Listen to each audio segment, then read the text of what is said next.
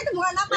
Harusnya ditulis sih kan, Mbak. Kok jadi jam sih Mbak peka ini baru segini loh. Gebukin aku, Mbak. Mana aku ojo bayar digebukin 3 kali pakai payung. Mas, ayo digiring ke polsek. Viral keributan ojol dengan jukir di Sleman, diduga tak terima dipukul pakai payung, polisi turun tangan.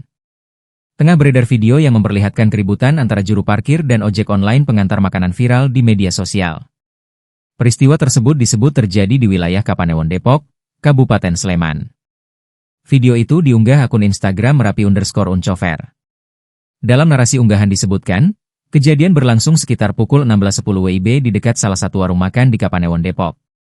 Disebutkan, pengemudi ojek online hanya sekitar 30 detik berada di warung untuk mengambil pesanan. Namun, ia dimintai uang parkir oleh juru parkir, padahal tidak ada keterangan tarif parkir khusus bagi pengemudi ojek online di lokasi tersebut. Saat ojol tersebut memilih untuk pergi, tukang parkir itu disebut mengejar